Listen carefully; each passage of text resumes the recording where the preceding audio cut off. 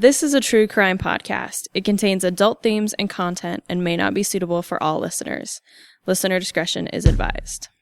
You lost all constitutional rights the moment you walked through that door. When the judge sat down there, I sentenced you to 10 years at the Idaho State Penitentiary. You walked in that door, you was a number. And the inmates understood that.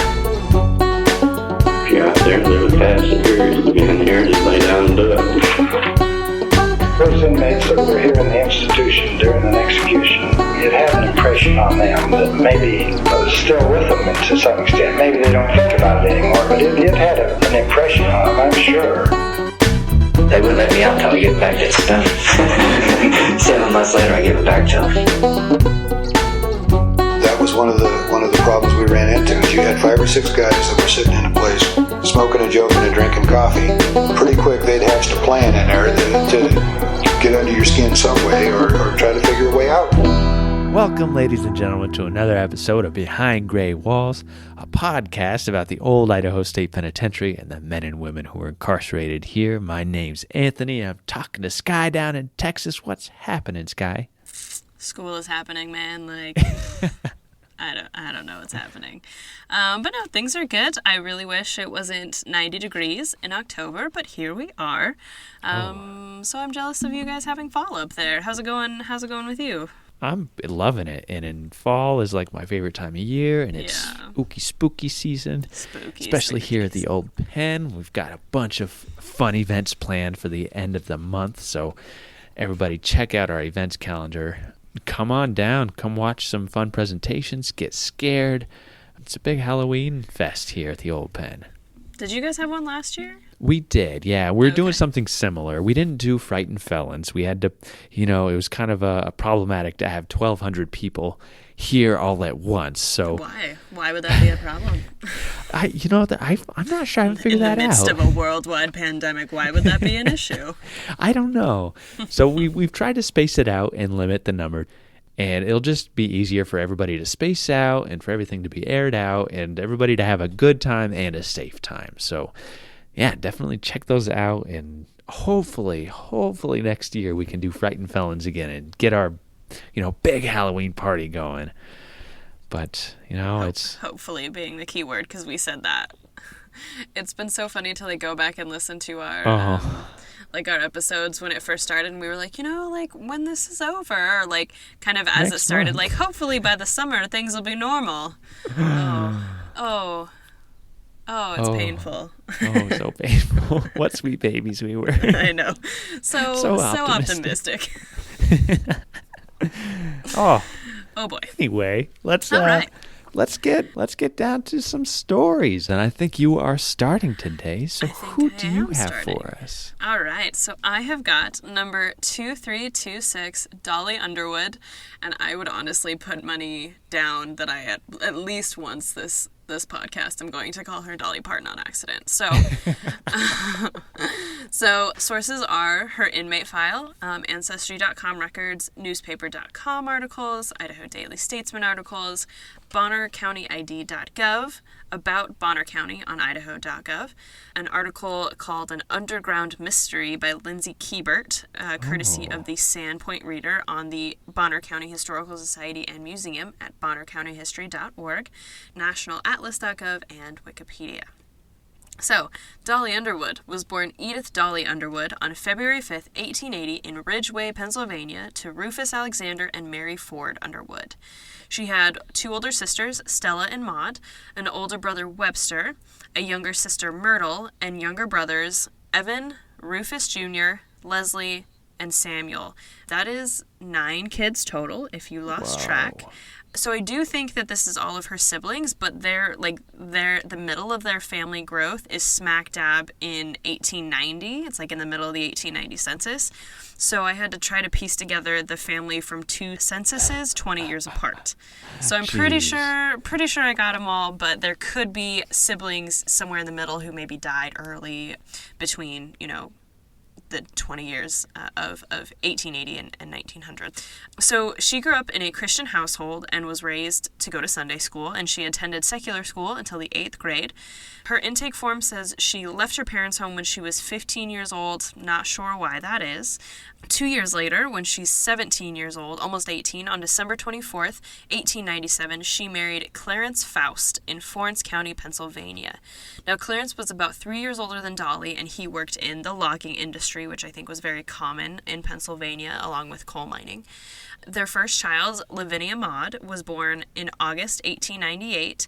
So that's pretty essentially, that's a honeymoon baby. August 1898 from December 1897.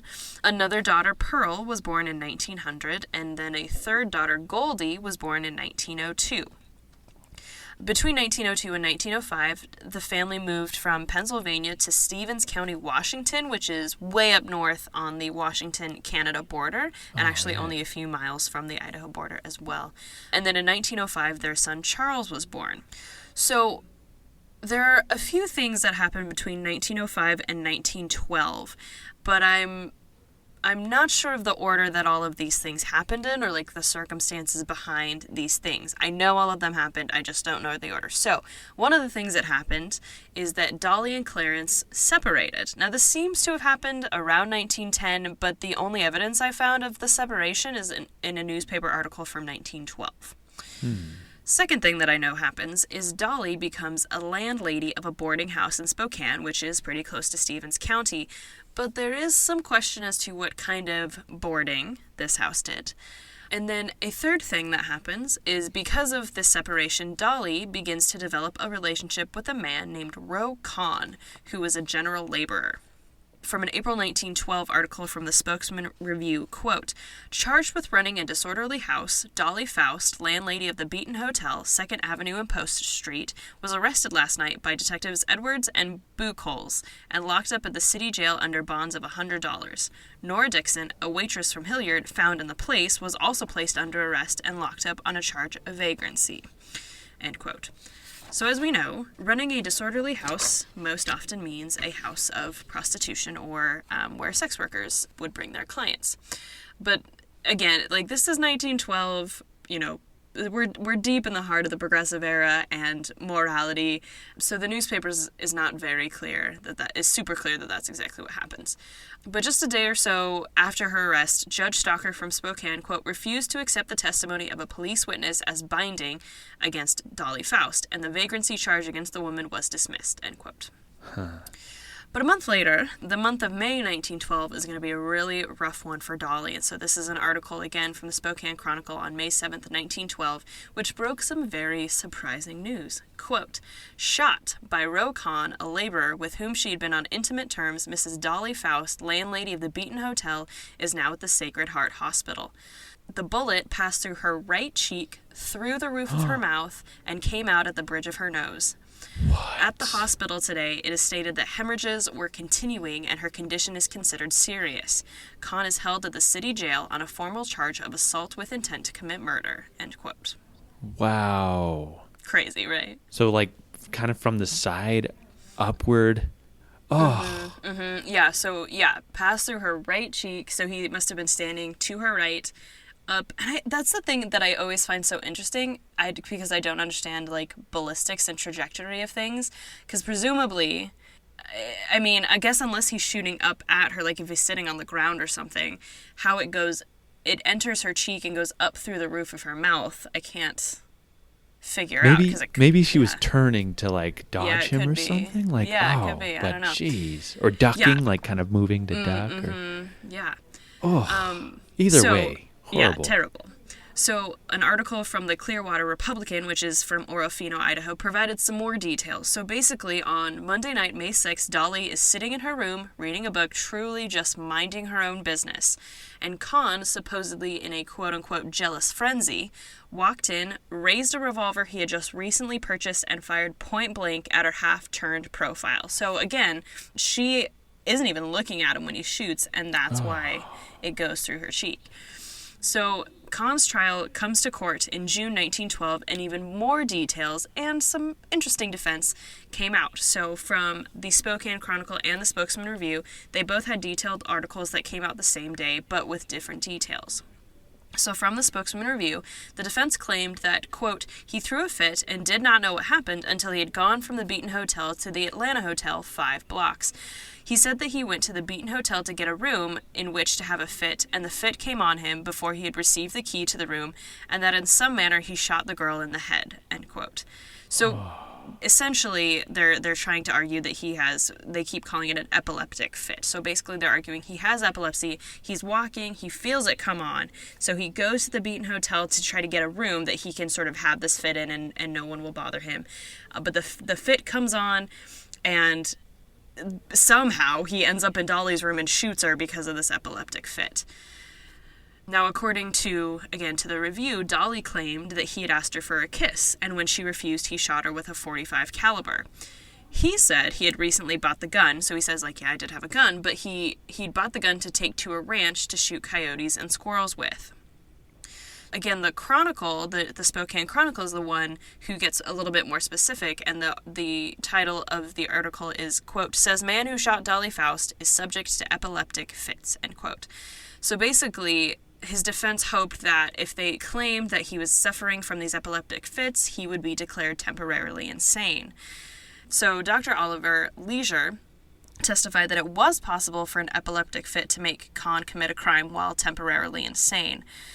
Now, in this article, again, they cite Dollie's claim that he shot her because she refused to give him a kiss, but the captain of police said he thought Kahn had shot Dollie because he thought, quote, she had thrown him down, end quote. Now, believe it or not, so there were several articles detailing all of this event, but I could not find a resolution to the case in the newspaper. Yeah. What I found instead was a record of Roe Kahn in the Washington State Penitentiary for first-degree assault. He's number 6596, and so this means he was found sane and also found guilty, but I'm not sure how long he was in prison for. Unsurprisingly, Dollie would bear the scars of this attack for the rest of her life. You can see it in her mugshot. And so, of course, we'll put that on all of the social medias. So, for about another year and a half, Dollie went about her life as a proprietress in Spokane, and the Spokane Chronicle reported on December 4th, 1914, that Dollie had been arrested for vagrancy. This was the only newspaper report I found on this particular arrest, so I'm not sure how that was resolved. If she served jail time, it was for a very short time, because she would be making headlines for something completely different in June 1915 in Bonner County, Idaho. So, my favorite part. We're going to pause and take a look at some Bonner County history. So, Bonner County is the second northernmost county in the state, literally, but it's right below Boundary County, of course called Boundary County because it is literally on the boundary between the U.S. and Canada. So the area was home to the Kalispel and Shalish, Kootenai, and Coeur d'Alene peoples until efforts to put them on reservations prevailed. The Kalispel peoples were pushed either into the Flathead Indian Reservation in western Montana or the Kalispel Indian Reservation in Washington. And then the Kootenai peoples on the Kootenai Reservation, only about 2,700 acres in Bonners Ferry in Boundary County. And then the Coeur d'Alene peoples were put on the Coeur d'Alene Reservation just south of the city of Coeur d'Alene. Now, in 1864, there are two major things that happen in Bonner County history. First is a man named Edwin L. Bonner set up a ferry on the Kootenai River at the current site of, wait for it, Bonners Ferry. Oh my gosh. And the ferry was an important site for travel between Walla Walla and the quartz mines in British Columbia, and of course this is eventually who Bonner County is named for. Now, the second thing that happens in 1864 is the Idaho legislature created the counties of Lato and Kootenai. Now, the current Bonner County and also Boundary County were part of the original Kootenai County. And there's some very complicated things that happen around the Kootenai and Lato counties, and I actually cover this in the Helen Grace Andrews episode from last season, which is episode 2 of last season. And so instead of going into all of it again, basically what happens is the act that created Kootenai County was repealed due to lack of settlement in the area in the mid-1860s. So the two counties that were Lato and Kootenai got absorbed back into one large county that retained the Kootenai name in 1881. Then Bonner County was officially established on February 21st, 1907. And so it went from what was the end of the Kootenai County border all the way up to the Canadian border. So when it was first established, it actually was the county that bordered Canada. And Sandpoint was named the county seat, which it has remained. Now, interestingly, there was actually a portion of the current Bonner County that had not been included in any of the counties, whether Bonner, Kootenai, or Leto, and that's because the legislators in 1864 lacked geographical knowledge and sort of accidentally just left that area out. And so when this non-county area was discovered, it got incorporated with Bonner County when it was created. And then Boundary County was eventually created out of Bonner County about 18 years later in 1915. Now, the population was fairly small, but certainly not the smallest in the state. In 1910, the population was around 13,588, and so the 1915 estimate, which is when Dollie's story is taking place, is probably around 13,000, because the population actually drops a little bit in 1920. And then the 2010, so the most recent, for sure, numbers that we have, at least when I did this research, was 40,877, and the 2020 estimate, which it probably has changed because I wrote this summer, and I think more numbers have officially come out from the census. The 2020 estimate was about 46,817. So there is an article titled An Underground Mystery by Lindsay Kiebert, which is found on the Bonner County Historical Society and Museum, that give a few details about something that may have happened in Bonner County in the same year that Dollie got into some trouble.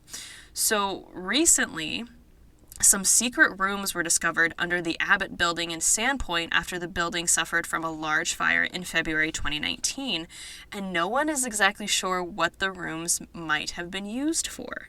What? So one theory is that actually in December 1915, over 100 years before the fire, apparently a sheriff's deputy broke up a gambling raid, and they blocked all the escape routes and they cut the phone lines, and one gambler supposedly escaped out the back of the building by sliding down a drain pipe. And I couldn't find a newspaper report about this particular story, but the story comes from local historian Dan Evans. So I don't think this is just necessarily like lore that people just made up.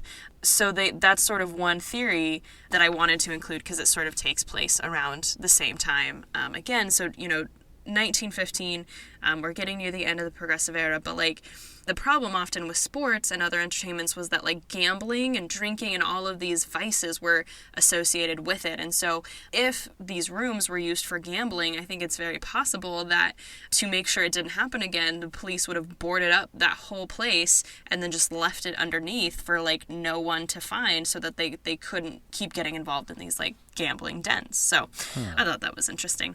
And actually about 6 months before the breakup of this gambling den, they were a little bit busy with Dollie Underwood. So in the summer of 1915, Dollie was spending some time maybe living in Sandpoint. I'm not exactly sure what she's doing there. She began to use the name Della Macria, perhaps because of some trouble she started getting into. A Spokesman Review article claimed that she said she owned the Mountain View Hotel at Rathdrum, Idaho for a few months in the winter of 1914, but I'm not totally sure if that's true. Then another Spokesman Review article from the 21st of May, 1915, stated that a woman named Della Macrie, who is very likely Dollie, was arrested in Sandpoint along with another woman, Mabel Brown, for contempt of court. Now, what had happened is both had been subpoenaed in the case against a man named Earl Williams, who had been charged with robbing a lumberjack of $50. And they stated that they didn't show up because Williams' father came to them and knew they were going to be subpoenaed and said, "You girls better blow." And because of their no-show, Williams was actually acquitted. Because of this, they were charged with contempt of court, sentenced to a fine of $25 each, and 1 day in jail. A month later, on June 23rd, Della Macrie, or Dollie, was arrested in Sandpoint with a man named Harry Hinton. So the couple had gotten into the car of a man named Thomas Elliott, and Harry had pulled out a gun and pointed it at Elliott, forcing him into the back seat of the car with Dollie. And it seems that Dollie then held the gun on him while Harry drove.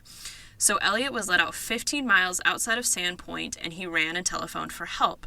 The information was then telegraphed to the authorities of the town they thought, the next town that they would have been at, which would have been Priest River. And Harry and Dollie, quote, ran the car at breakneck speed over a dangerous road, end quote. And thanks to this information provided by Elliott, they were arrested at Priest River a few hours later. The Spokesman Review alleged that Dollie, or Della, was dressed in man's clothing, though they don't really know why she would have done that. And maybe it was more intimidating to be held up by two men instead of a man and a woman. I don't really know. The couple immediately pleaded guilty and waived their preliminary hearing, meaning they would be sentenced immediately. They also admitted to stealing a taxi cab from the Conley Taxi Cab Company in Spokane 2 weeks previous. The Spokane Chronicle article named this thief as Dollie Faust, which is how we know Dollie was using the alias Della Macrea, because they said that, if they admitted to it as Della Macrea and this is listing her name as Dollie Faust, then we know that she's using those two names sort of interchangeably. So, Dollie and Harry were sentenced from 5 to 15 years for robbery at the Idaho State Penitentiary on June 25th, 1915, and both entered on June 29th, 1915. So here are Dollie's statistics. She came in as Dollie Underwood. Her alias would be Mrs. Dollie Faust, and in parentheses it says that's her true name. In for robbery, serving 5 to 15 years, age when received, 32, born in Elk County, Pennsylvania, legitimate occupation, housekeeper, 5 feet 4.5 inches, complexion medium, weight 122 pounds, color of hair dark brown, and in parentheses it says short, color of eyes are brown, conjugal relations separated, has 2 children, and she lists them specifically as girls, father living yes, mother living yes, left prisoner's home when 15 years old, has had religious instruction and Sunday school in the Christian church, still belonged to a Christian church, had a common school education, former imprisonment none, name of address and nearest relative was her daughter Pearl Faust in Spokane, Washington, and peculiarity in build and feature is just marked as slender, and also the condition of her teeth are poor. Now, it's interesting that she states she only has 2 kids. She says they're both girls. We know, though, that she had 3 girls and 1 boy, and according to all of their records, they lived well into the 1990s. Her Bertillon is pretty unremarkable. It states that her nose was broken with a bullet wound, which we know was from the Con assault in 1912. Now, she was one of only 3 women to be, and actually I said in the women's ward, but this is 1915, so the modern building that we know of the women's ward wasn't quite built yet, so they were kept in that separate house. The 2 women who were already there were Geneva Emma Brown, who was in for accessory to murder, and Hattie Kolb, who was in for adultery. And then Mamie Ross, who I covered in the first episode of this season, would join and, of course, be quickly released during Dollie's time as well.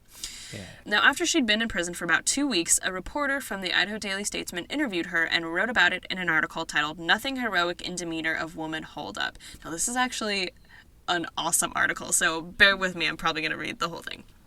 So, when asked what was responsible for the details of the crime attributed to her, she said, quote, "Boob reporters with a desire for sensational newspaper stories," end quote.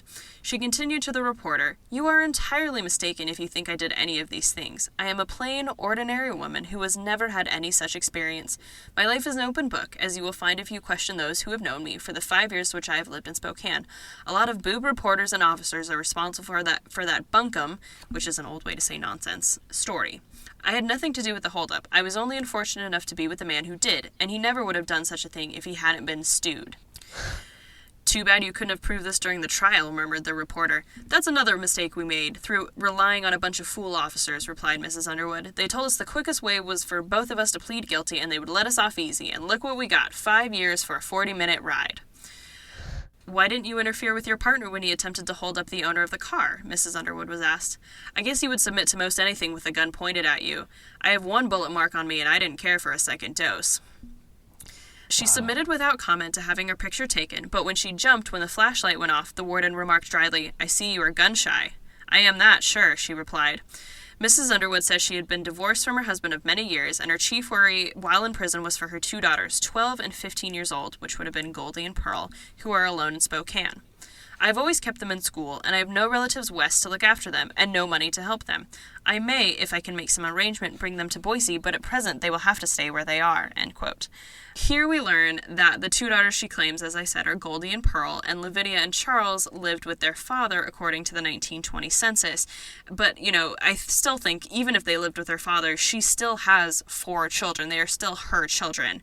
Unless the divorce was, really that bitter that it was like a parent trap situation where it's like, you take these kids and leave, and I'll take these kids and, like, we'll never speak again. I'm also not sure when the divorce was between them, but obviously at some point they were divorced. Her intake form says they were just separated, so the divorce maybe was finalized during her stay at the prison. So her time in prison was pretty unremarkable. She applied for a pardon at the end of 1915, but was denied, according to the Daily Statesman. And then actually by March of 1916, so less than a year into her sentence, Dollie was the only woman in the women's part of the prison. In the April session of the meeting of the Board of Pardons in 1916, Dollie was unanimously granted a full and complete pardon after serving 2 years of her 5 to 15-year sentence subject to good behavior. And she did maintain her good behavior and was released on June 29th, 1917. Now, this was just a little interesting tidbit that I found. After her release, the Idaho Daily Statesman reported that the women's ward matron was suspended. So the matron was actually supposed to get paid $50 a month with the understanding that the pay would stop once there were no more prisoners in the women's ward. But interestingly, board records kept, quote, show that the salary was reduced the first of the year from $50 to $25, end quote. So I don't know why she got a drop in pay, because this was while Dollie was still in the prison. Like, there were women still in the prison, and she lost pay for some reason. This isn't directly related to Dollie, but still some very interesting facts about her partner, Harry Hinton. So on November 17th, 1918, a year and a half after Dollie was released, Harry got out of prison too, but he did it without approval from authorities. So, from the Idaho Daily Statesman on November 18th, 1918, quote, using yarn furnished to inmates of the Idaho Penitentiary by the Red Cross for knitting sweaters for soldier boys, 2 prisoners, 1 a life-termer, braided a rope 25 feet long with which to scale a 20-foot wall and make their escape Sunday morning at 6 o'clock.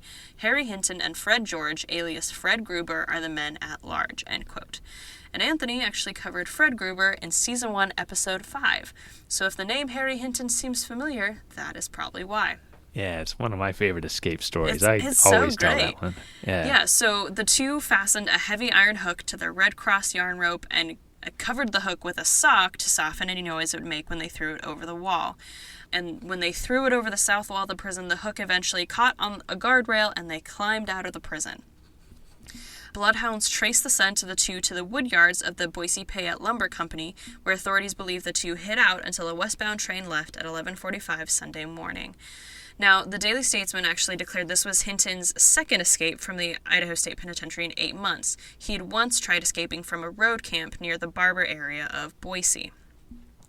After this escape, he joined the Army. He was first sent to Texas, then a military post in Oklahoma before he was discovered and sent back to Idaho.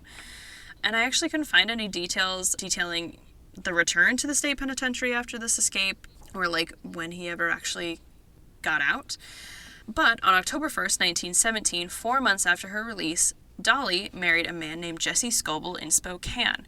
Now, Jesse was about 9 years younger than Dollie, to which I say good for her, and he actually was also a 2-time resident of the Idaho State Penitentiary. He was in once in 1911 for grand larceny, and then again in 1914, also for grand larceny, and this specifically was for cattle stealing. I couldn't find what the first grand larceny charge was for. Now, I'm not sure if the two of them met because of the penitentiary. It's possible that because the women's ward was not quite the women's ward that we have today, the women and men might have mingled a little bit more than they did in later years, but obviously it's not the level of mingling when we saw when men and women were kept together, like we saw with Josie Kensler.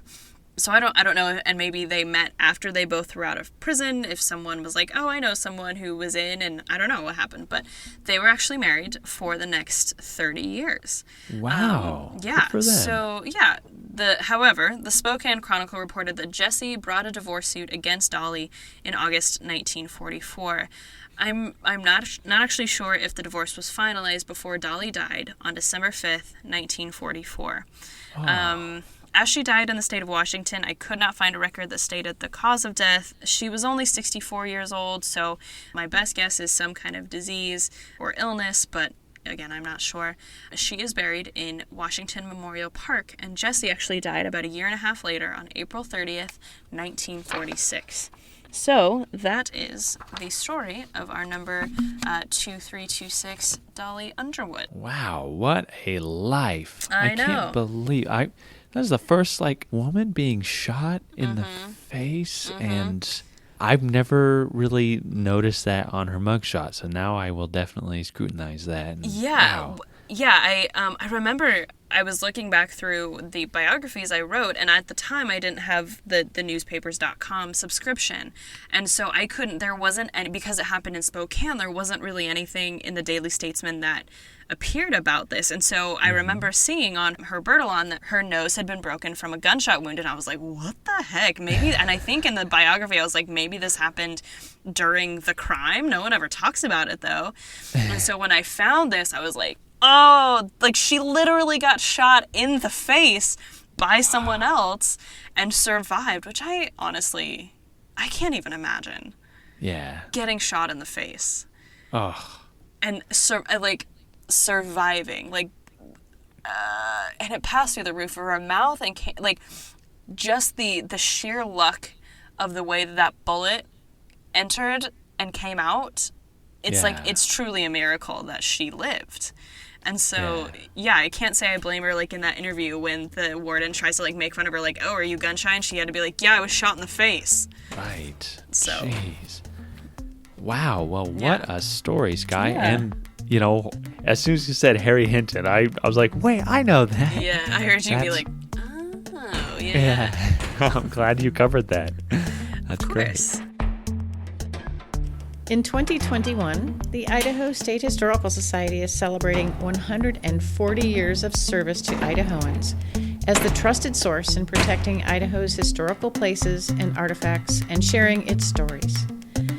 As a part of the commemoration, the Old Idaho Penitentiary is committed to bringing you 140 unique stories about the people who worked, lived, and served time at the site through this podcast and the events and programs scheduled throughout the year.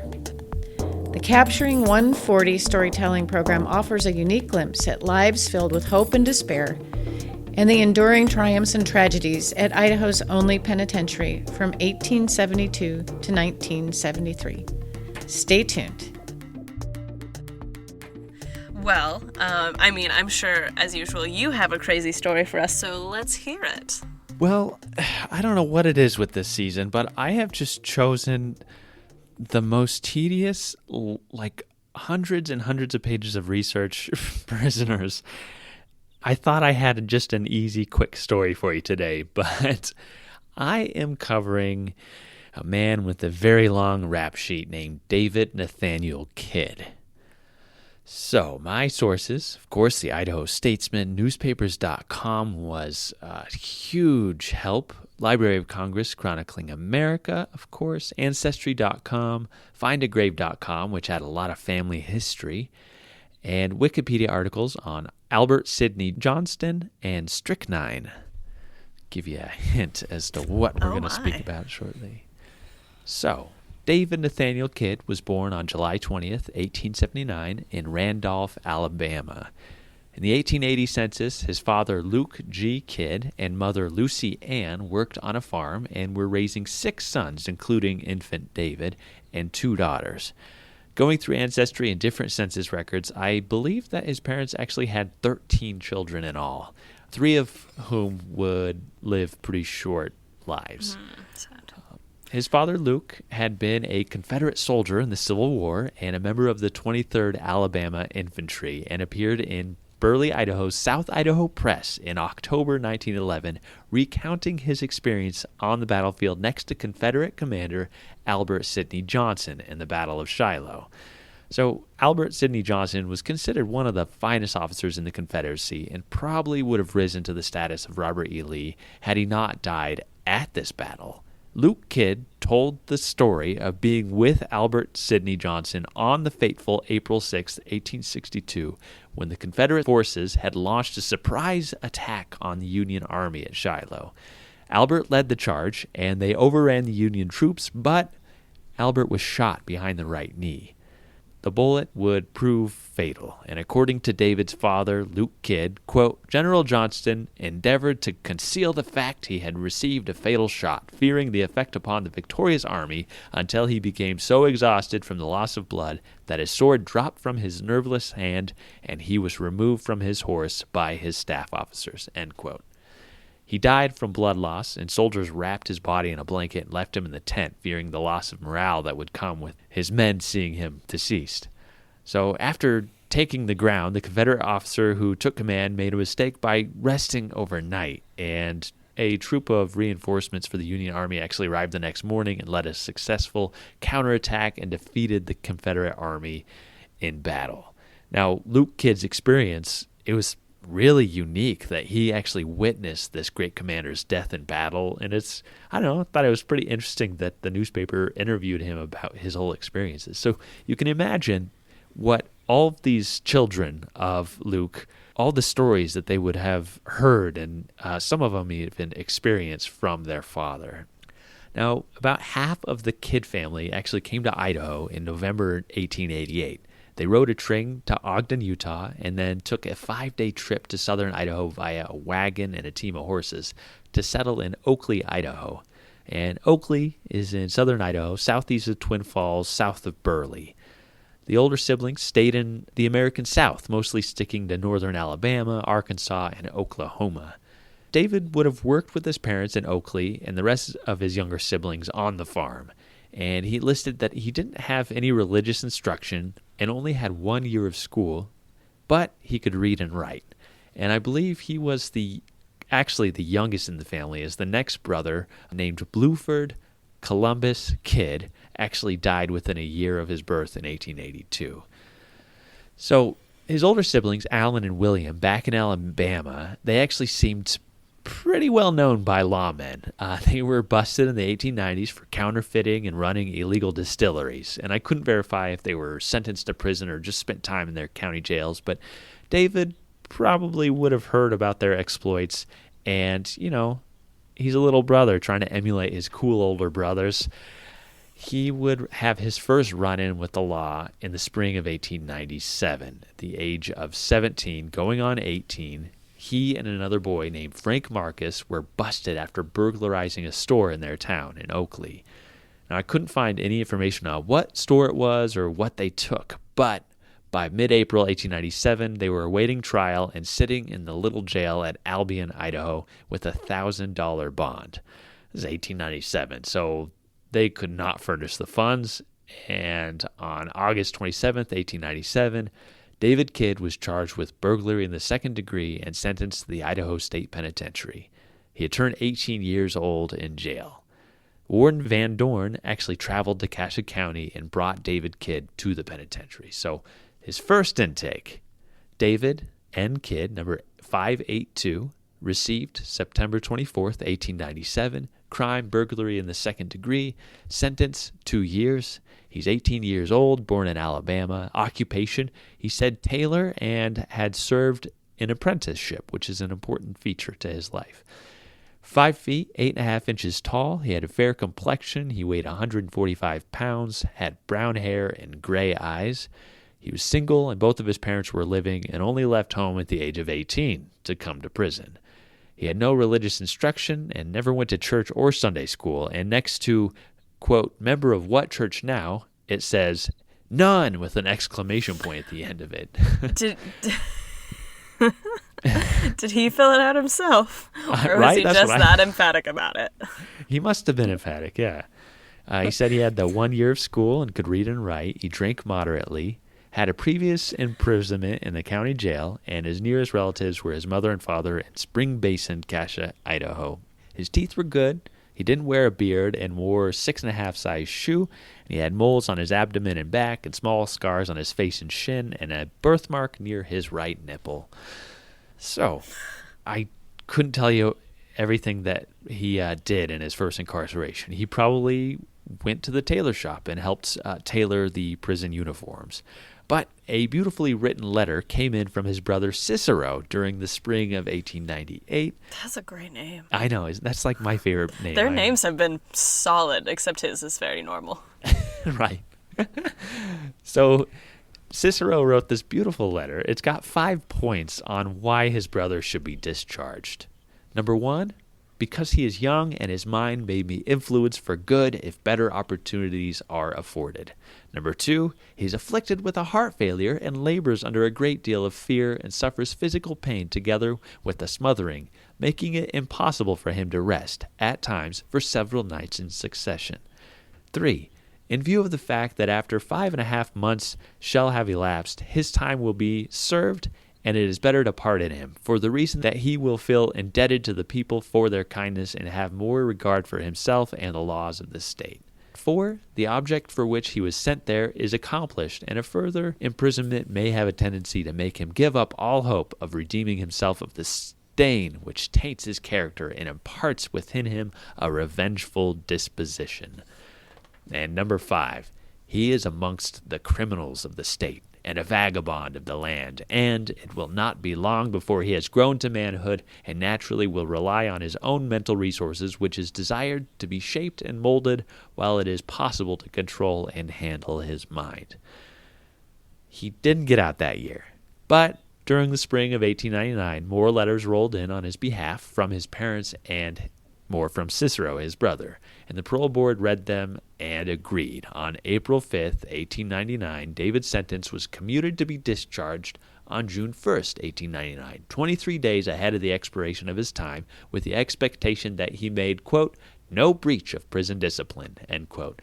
And actually, the newspaper described him as an exemplary prisoner. So he was released on June 1st, 1899, and returned home. He stayed out of trouble for a little while. In 1900, he lost 2 of his older brothers. Josephus Kidd had just moved to Hutchinson, Kansas with his wife and 6 children and was struggling with money. The family got sick, and when he went to pay his rent bill, he requested to defer his payment so he could buy medicine for the children. This was granted, as the newspapers noted, quote, his countenance was so honest and betrayed such pulp that he was permitted to do so, end quote. Unfortunately, he ended up dying of pneumonia on February 20th, 1900. The newspaper article titled Worthy of Sympathy stated, quote, these are rather sad and disagreeable disclosures for prosperity times, end quote. He now has a widow who's raising all of these children. So deferring rent for medicine actually helped his family live. Yeah. Oh. So sad. It's like so heartbreaking. Yeah. So like you see the character of this family that's split. You get, half of them are these really good citizens, like his brother Cicero, like great farmer, really well respected. And then they're just a handful that are just kind of problem children. They're just causing these issues. One of his brothers in Alabama, Allen, also died in 1900 in Lacey Spring. And I couldn't verify if he was incarcerated at the time of his death or not, but he appears to have been one of the troublemaking siblings over there, getting involved in bootlegging and counterfeiting. Now, David himself couldn't seem to stay out of trouble. He had a romantic interest with a woman in Oakley from his childhood named Agatha Wells. Like David, she came from a larger pioneer family, 14 kids, who came to southern Idaho to farm in the 1890s and settled in Oakley. While he was incarcerated, Agatha was not allowed to speak to David, and by all accounts, her parents did not want her seeing David Kidd ever again. Around the age of 15 or 16, she was actually forced to go with a man 10 years her senior named Harry F. McBride, and soon after, the two were married on July 3rd, 1900. Now, newspaper accounts noted that it was forced, and the marriage was very rocky. Agatha actually applied for a divorce, which Harry, quote, fought desperately, end quote. When David was released from prison, he quickly rekindled the old flame. Uh-oh. Yes. Quote, the woman had taken up again with her first love, Kidd, a fact that no exertion in fighting the application for divorce, end quote. Harry and David met at a New Year's Day dance on July 1st, 1901. A battle between the two. Quote, they exchanged greetings as though nothing had transpired to make them enemies. Kidd asked McBride out to have a drink from a bottle. McBride took a mouthful of what he supposed was whiskey, but it tasted bitter, and he spit it onto the ground, end quote. He then handed the bottle back to David, who smashed it on the ground before walking away. Harry actually returned to the dance floor, but quickly became ill and, quote, fell to the floor frothing at the mouth like a mad dog, end quote. So after wreathing on the ground in pain in the middle of this dance floor, water was actually rushed over to rinse his mouth, and a doctor was called. It was speculated that had he had taken a full swig of the whiskey, he could have been dead within 5 minutes, as strychnine was suspected of being the poison in the bottle. David ran out of the dance hall and jumped on a horse, which was a pretty suspicious act. He was arrested at the Fort Hall Reservation near Pocatello by Indian police and taken back to the Cassia County Jail. Quote, "News of a romance with poison in it. It comes from Cassia County. It is a story of love temporarily overcome by parental objection with attempted murder as its sequel." End quote. One of my favorite lines. So that's, worthy of a film, by the way. Oh man, this is crazy. So strychnine has had many uses throughout history, and in 1901 it was extremely easy to get your hands on it. One advertisement I found in the Montpelier Examiner in 1901 says, quote, "We have strychnine enough to kill every squirrel in Bear Lake County, wholesale or retail, Ryder Brothers Drug Company," end quote. And it turns out that there was a mass call for the extermination of these little critters in Bear Lake County that year.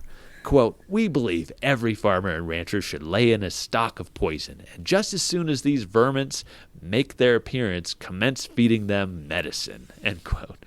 And they actually share recipes using strychnine, like the following, quote, "Use flour liberally mixed with sugar and strychnine.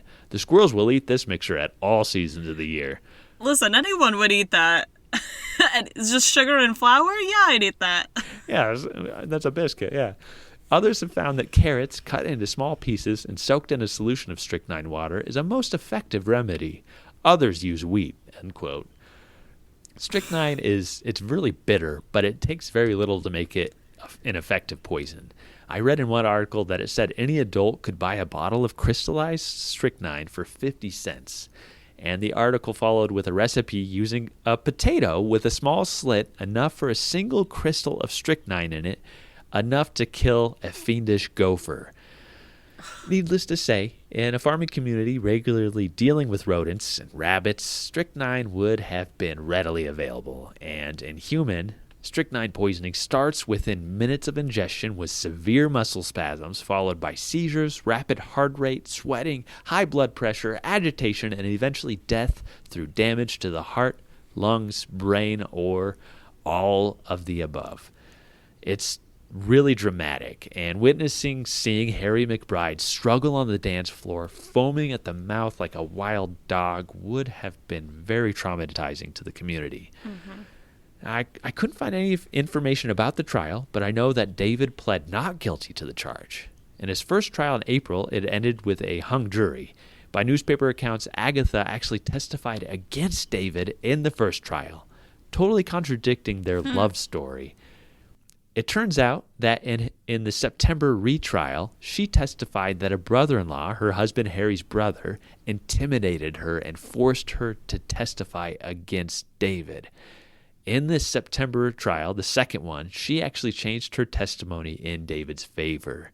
And I really wish I had the transcripts, as the trial, the testimony was described as, quote, "the most sensational ever given to a jury in that county," end quote, which was like, oh my gosh. That sounds great. Crazy, bitter love triangle, right? I love it. So after the whole trial, David Kidd was found guilty. Agatha admitted to being in love with David and wanting to end her marriage with Harry, so she was also looking at time in prison for being an accomplice and an attempted murder. Harry McBride survived the whole ordeal. So on September 20th, 1901, while awaiting a sentencing hearing from the judge in the Cassia County Jail, David actually sawed his way out of his cell. He escaped the jail on foot. A $100 reward was offered for his recapture, and 2 days later, he was captured by Oakley ranchers Frank Bedke and Stanley McIntosh on Lamb Creek, about 3 miles from Oakley. David returned to the jail and found himself, quote, occupying a cell in the jail next to one in which the woman is incarcerated for whom he sought to commit murder, end quote. Oh, they were reunited. They were, just temporarily. We can only imagine what they we're probably talking about. A during real that short Romeo time. and Juliet story. Yeah. He was sentenced to 24 years and 3 months at the Idaho State Penitentiary. And I actually have not found any evidence that Agatha was charged any further. I think that she just served a short jail sentence and was released. Now, did she and Harry stay married? No, I don't believe so. Yeah. That's weird. Right. Yeah. I found that she died in like the 1930s and she had a different last name. So I'm not sure when she divorced. The records were actually pretty difficult to find on her. So the new prison warden, Charles Arney, left for Albion and picked up David for his second stay at the Idaho State Penitentiary. So his second intake, David and Kidd, number 830, received October 19th, 1901, crime attempting to kill by administering poison.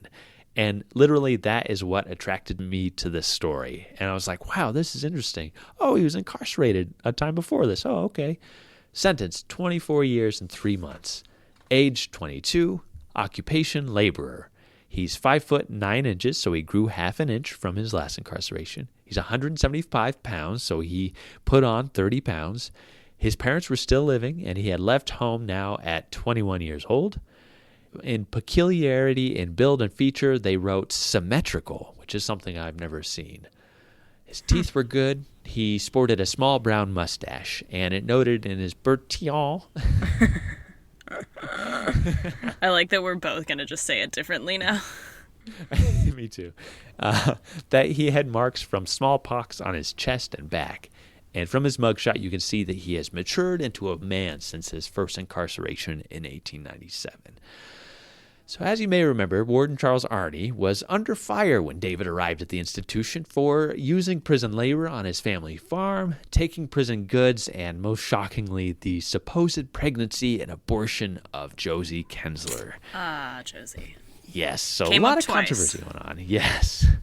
So in February 1903, as the trial was going on with Josie, David Kidd actually became a part of the trial about Josie's abortion. Quote, convict David Kidd overheard a conversation between William Thomas and Mrs. Kensler after the preliminary examination. Mrs. Kensler told Thomas, said the witness, that he had misled her when he told her she would get her liberty if she changed her statement. Witness also said he heard Deputy Warden Donnelly tell Thomas, who had asked when he was going to get out, that he, Thomas, had done Warden Arney a good turn and to be patient and he would soon secure his liberty, end quote.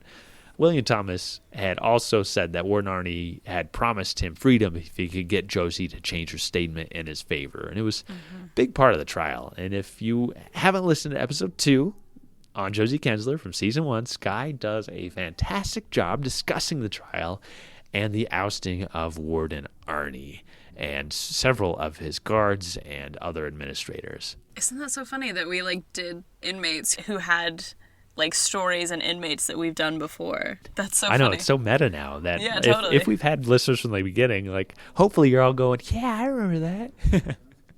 If you're new, go back and listen and join us. Join us.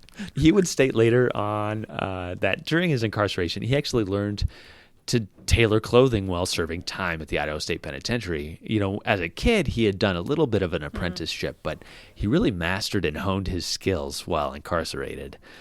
Unlike his first incarceration, the second had no letters from family or businesses to the parole board.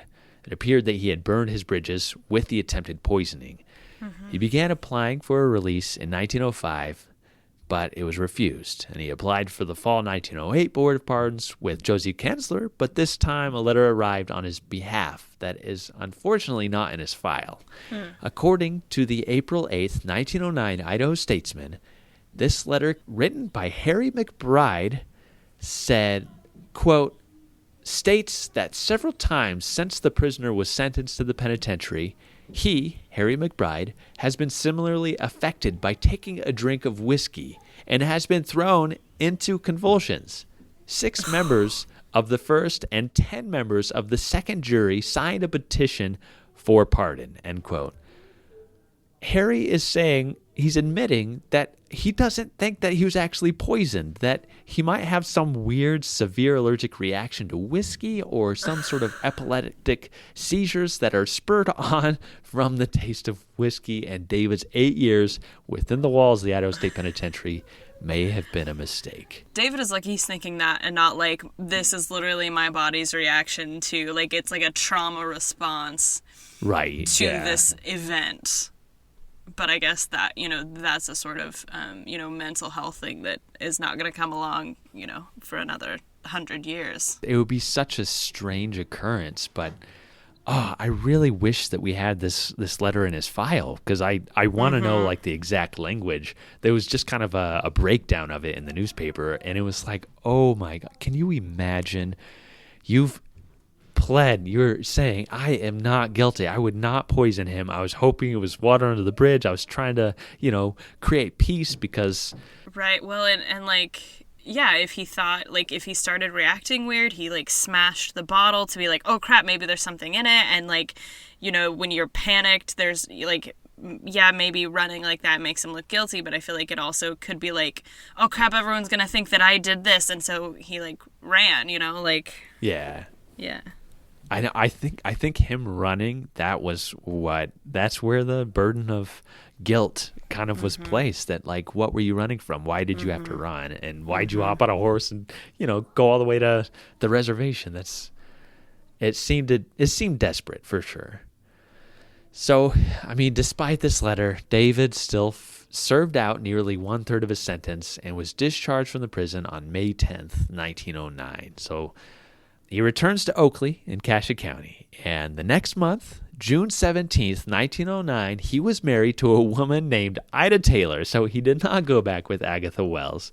Dang. I mean, feels like that should have happened, though. Like, I know. Oh well. Maybe she got married again before. You know what? While we're researching this, like, I'm seeing the story. I see the arch going, and I'm thinking, oh, he gets out. Here's a marriage record. Oh, it's gonna be Agatha. They're gonna live happily ever after, and it's a disappointment. So, Ida Taylor, yeah, and she's born in Basin, Idaho in 1892, so she was about 16 years old, while David, at this time, would have been approaching his 30th birthday. In the 1910 census, he was living with Ida, his brother John, and his sister-in-law and niece in Oakley, and Ida was actually listed as the wage earner in the family, working as a sanitarian. It wasn't long until their presence in the community was being threatened. On May 9th, 1910, both Kidd brothers were actually arrested on a charge of horse stealing. It was suspected that they stole the horses of Cleveland Bates, but while they were locked in the jail, Cleveland's horses appeared back on his property. A letter arrived from County Attorney T. Bailey Lee on behalf of the Kidd brothers, David and John, that was published in the Oakley Herald, which I found pretty enlightening, particularly to the plight of the formerly incarcerated. He wrote, quote, "Prior to the arrest of these men, the officers had been quietly endeavoring for 10 days to get possession of evidence to entangle them, but not a man, woman, or child in the county proffered any. The air was rife with hearsay and tangible and unconnected inferences. There was no direct evidence forthcoming to any official, notwithstanding persistent inquiry was being made. It must not be forgotten that these men were held for a crime committed in Utah, if committed at all, that no complaint has ever been issued in Utah, therefore, and that, even at this writing, no one has come forward to swear out or offer to swear out against them any charge of which our courts have jurisdiction." End quote. Soon after this letter hit the newspapers, the brothers were released from the jail. Fortunately, David did seem to have a plan to provide for the family. He went to Burley and stopped at a general store to ask for a job, and he walked out with a new pair of gloves, a literal 5-finger discount for his 5 fingers. The next day, October 21st, 1910, David saw another opportunity. A post truck was unattended in front of the station, and he snatched a mail pouch and took off into the sagebrush. He stopped after a few hundred yards and began rifling through the mail for valuables. After pilfering what he could, he returned to town and bought a ticket to Portland, Oregon for himself and Ida. When the mailman discovered the pouch missing, he immediately alerted police and they investigated. They followed tracks out into the sagebrush where they found the pouch along with several torn up letters and pieces of mail. Sitting in some bunch grass nearby was the new pair of gloves he had stolen the day before. These were taken to the shop where the owner recognized them immediately and described the man that had inquired about the job the day before that he suspected of stealing the gloves. When the train arrived in Portland, David was immediately arrested by authorities.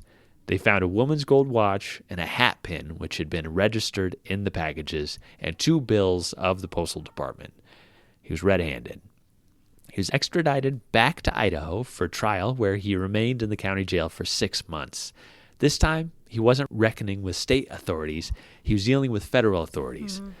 Originally, he put in a not guilty plea, but just before his sentencing hearing in April 1911, he changed his plea to guilty. The newspaper reported that if he had not changed his plea, his sentence would have been much heavier. Plus, quote, the fact that he has a wife but 19 years of age, end quote.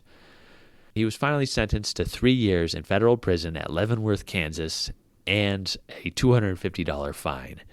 And he was taken to Kansas, and I believe his prison number there was number 7511. Now, I couldn't find anything particular about his time while incarcerated at Leavenworth. I did find that in 1912, the first baseball team was created at the institution, and the equipment was furnished by authorities while uniforms were made in the prison tailor shop, much like our outlaw team at the Idaho State Penitentiary. And David, a skilled tailor, may have been put to work actually making these baseball uniforms. Several write-ups in Kansas newspapers called for more work for prisoners, as many were extremely idle. So road construction jobs at the prison were established, which may have been where David could have been employed as well. There's also a trial that year to allow prisoners to smoke through a daily tobacco allowance, and the warden noted that the prisoners that smoke were essentially worthless work-wise for the first few weeks as they battled their cravings for nicotine. So he actually started to allow enough tobacco for about 3 cigarettes a day to stave off cravings starting while David was incarcerated there. So I thought that was kind of an interesting, kind of progressive ideas that were going on while he was incarcerated there. David was released in 1914 and returned to his home in southern Idaho. Again, almost immediately, he was in trouble. He was arrested after allegedly stealing a horse, taking it from a hitch in Oakley, and riding it to Murtaugh, just over 30 miles northwest of Oakley, where it was found. He was arrested and lodged in the jail in Albion again. On May 7, 1914, a night guard was locking the cells up, and David struck up this nice little conversation with him. And the guard got so caught up in the conversation that he actually forgot to lock David's cell door. This guard sat down, and he didn't realize he didn't lock David's door. And as David just sat there and chatted with him, and he continued to add coal to this little stove, keeping the place nice and warm. As he watched the guard slowly dip off into sleep, David opened his door and walked right out the front of this jail. And the guard didn't realize the mistake until early the next morning. David would later admit to newspapers that he actually had friends who helped him with this escape. So they could have maybe knocked out this guard, because the guard said, I have no idea. I woke up, David was gone, the door was open. I have no idea. The next day, the funniest newspaper article actually came out that said, quote, Kidd is an expert when it comes to getting away, but he's a failure in staying away, so he will probably show up again soon. Gotcha. Oh, I love it. I just to like egg him on too, because he's Totally. probably reading these things. Totally. So I had a little bit of a difficult time following his trail at first, but then found that he headed east to Nebraska, and he was a trained tailor, so it came in handy for his next heist. He connected with a 60-year-old German tailor in DeWitt, Nebraska named Henry Untite. On January 20th, 1915, David and Henry robbed the Bone Bright and Bunt of Cortland, $200 in silks and clothing, and about $1,000 in jewelry. They robbed the place the same night as a snowstorm, which actually covered up their tracks.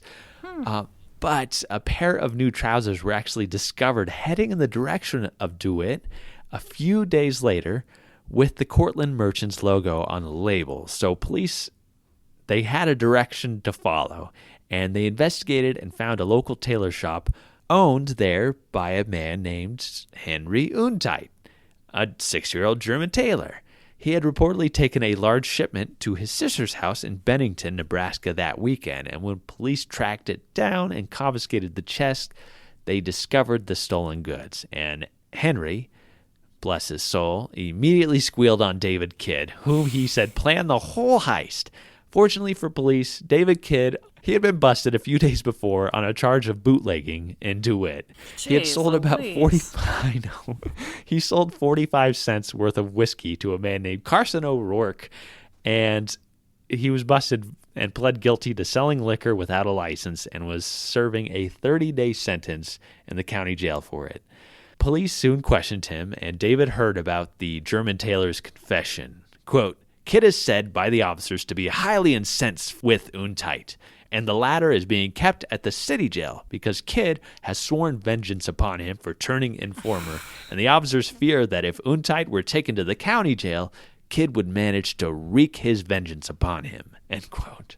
On top of all this, a letter arrived from Twin Falls calling for David to be brought back to Idaho on horse stealing and escaping jail if officials in Nebraska did not charge him. So he's in the grasp. David Nathaniel Kidd arrived on April 15th, 1915 to the Nebraska State Penitentiary in Lincoln on a 1 to 7 year sentence on a charge of burglary. He's given the number 6538.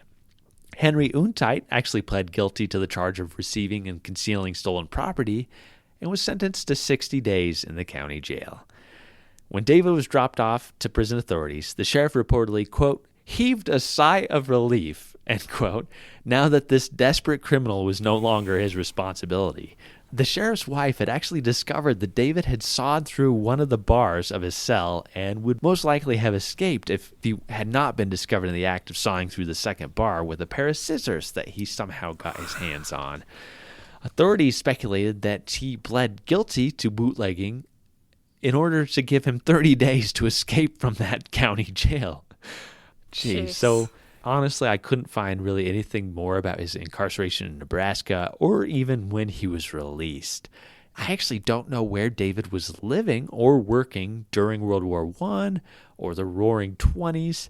It appears that he probably stayed out of trouble, or if he was in trouble, he probably served time under aliases.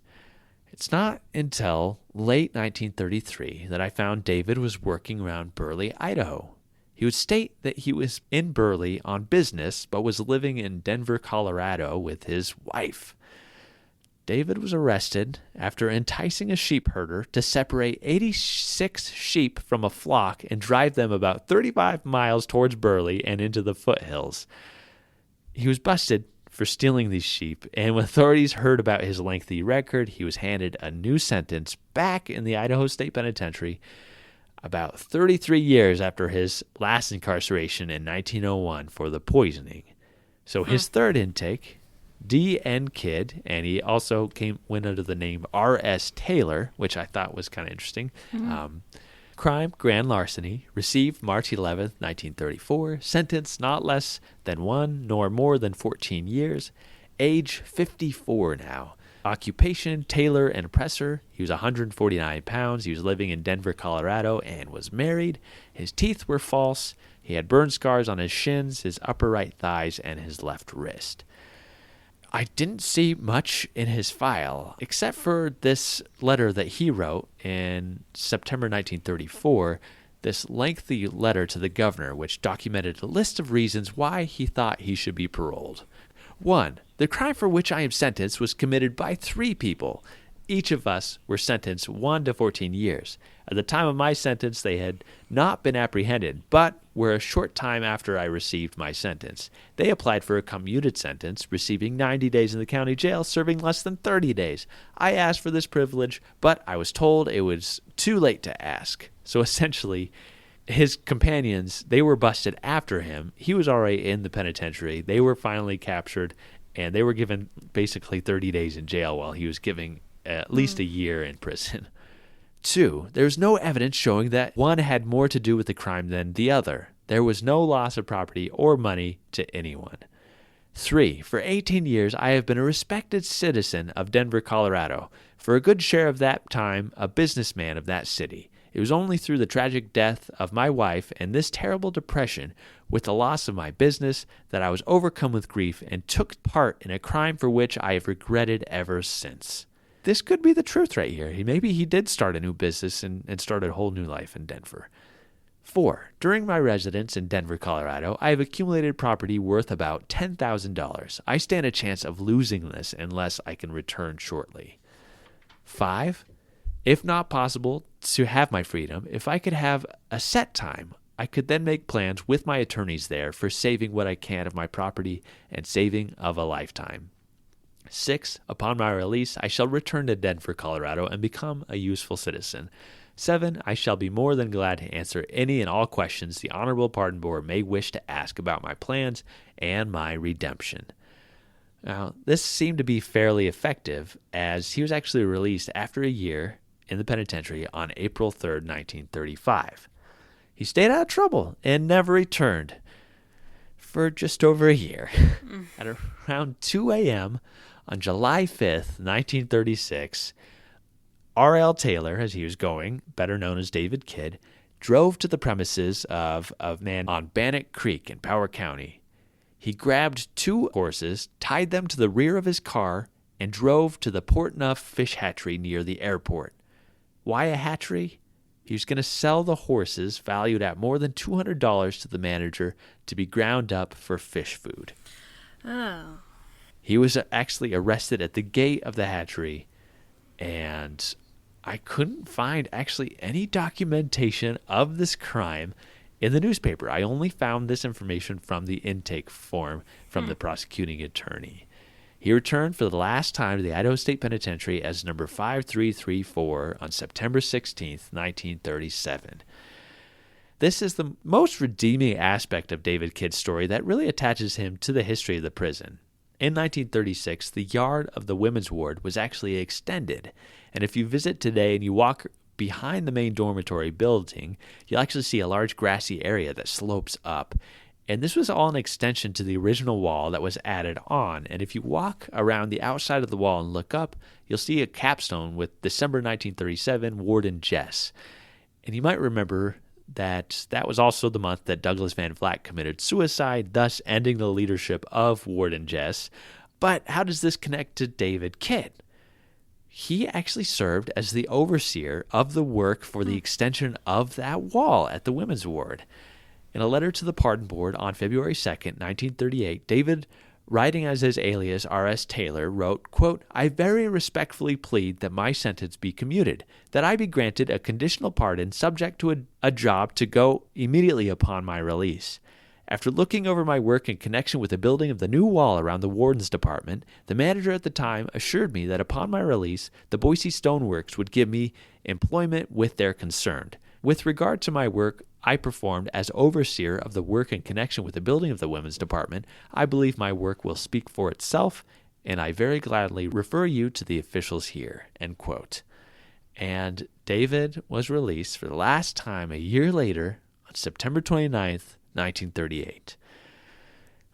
I only found that he was arrested again in December 1939 with counterfeit coins, and instead of sending him to federal prison once again, the judge actually only gave him 60 days in jail and a $100 fine.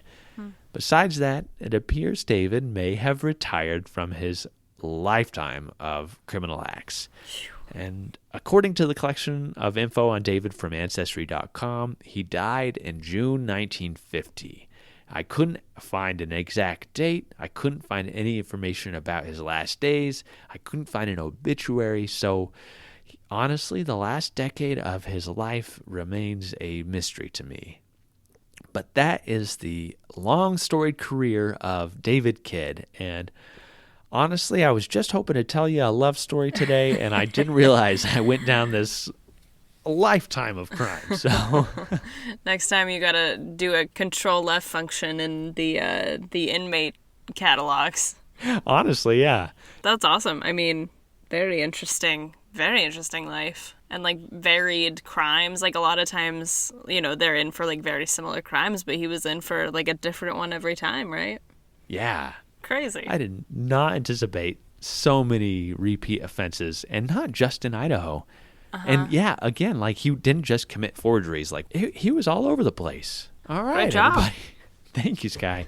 Good job to you. That was a fun episode. I think it was a fun episode. And our next one should be fun as well. We're going to do a little Halloween, spooky, maybe a little bit less family-friendly episode. Yeah, a little darker. In 2 weeks, right before Halloween. Yeah. Thank you again all for listening. Do your own time. Do your own number. We'll talk to you soon. If you enjoyed Behind Gray Walls, please rate, review, and subscribe on your favorite podcast app so you never miss an episode.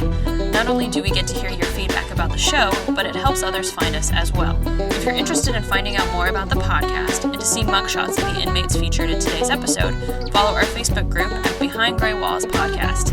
We have a podcast Instagram as well. You can find us on Instagram at Behind Gray Walls Pod.